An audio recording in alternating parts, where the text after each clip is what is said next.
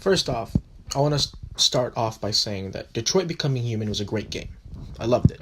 So many choices, it's a completionist's worst nightmare.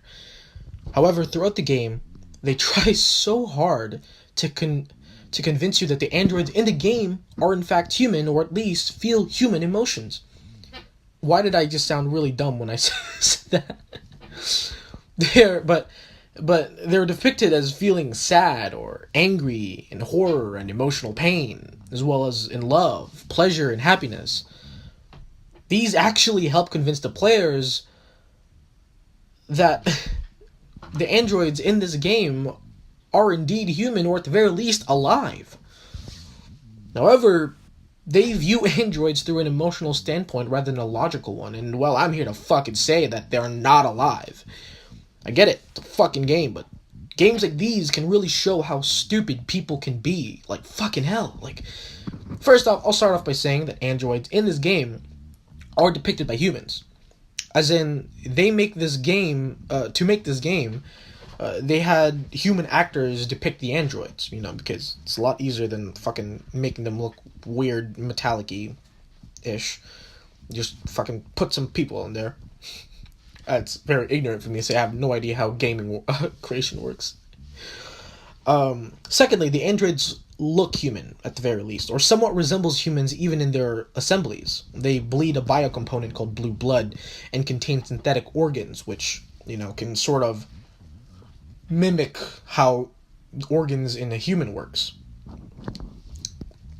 And lastly, there is RA9, which, explained by Elijah Kamsky, the fictional creator of the androids in the game, that androids, to the androids, RA9 is possibly seen as a god that will set them free.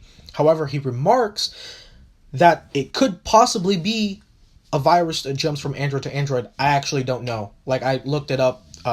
There's a lot of theories around it. I don't know. But besides the ability to feel emotion, these are the three main components that help depict androids as alive, or more human in the game. The game really got me interested, so I decided to watch a fuck ton of playthroughs on YouTube. And honestly, what surprised me most is the fact that the Let's Players actually thought they were human, or at the very least treat them so. I know it's just a game, but fuck me, man. Like, I mean, of course I scrolled into the comments and they're equally bad, like, geez. Now, I understand that I haven't been saying much to convince that androids are in fact not alive, but I guess I should fucking start. They're not human because they're made in a factory. Simple as that. They're not alive because they weren't born, they were created. Created for a specific purpose to serve humanity. That's fucking it. Alright?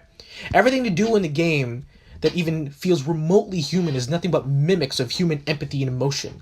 Hell, even the only characters that best convinced you that humans and androids could be together, Kara and Alice, are, guess what? Oh, spoiler alert, Alice is a fucking android. That's right, assholes. Alice, the little bitch that was supposedly abused by her drug-addicted dad, was an android.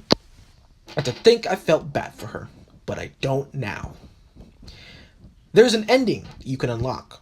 A scene which Kamsky explains that the androids are not human, and oh, I could not better express it myself.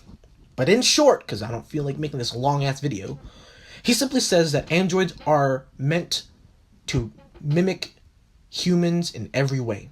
That they are, in fact, just pure reflections of us. He understands how some people might be confused, but assures you that they are not alive. And yes, that makes sense, a very logical conclusion. However, there is one thing that makes all of this fucking worthless. One thing that makes all this explanation thrown in the trash. Definitive proof that they are not alive. You see, when an android reaches 100% stress level, they commit suicide. They smash their head in or shoot themselves in the head as seen in the game. Throughout the entire game, this is the only thing that is consistent throughout the story. That is what sets them apart from humans. They are incapable of moving on. Let's say an android loses another android whom it loved, and it will proceed to kill itself. That is the only thing that is present throughout the story. Alright? It happened quite a few times when the android was caught. when Connor was chasing one android, it committed suicide. It jumped right off. In some of the Let's Plays I saw, and there was two androids that were in love supposedly with each other, and both one got shot, or in one of the Let's Plays, it got shot in a very core piece, sort of like the battery, sort of around the navel area of what you would call their navel area. And immediately after realizing that its love had been killed, it shot itself. And the only thing that deviates from this is their tolerance to stress and ability to reduce it, which can explain how Marcus, despite being destroyed and thrown into a junk pile, didn't just immediately kill himself, realizing that he couldn't do anything about it, because he could do something about it. And as far as you can see, the other androids in the junkyard were incapable of killing themselves, so most just waited to die. I mean, if you're not convinced yet, well, despite all of this proof, you can see while playing the game itself. Do you know something that I thought was stupid about the game? I mean, besides, the whole, they're alive thing. The fact that they break their programming. Yeah, no, that's bullshit. That's fucking stupid. Right? The funny thing is, besides that, they did an amazing job depicting programming. While controlling an android and you went to a place that was not your prime objective, you would be forced to stop if you weren't somewhere that where you were not supposed to be at. Alright? One of the earliest things of this is when you're playing as Kara and you move in front of the TV, blocking the way of your owner. He says, "Don't get in front of the TV, fucking asshole." And then you're not, there's little lines that block you from, leaving.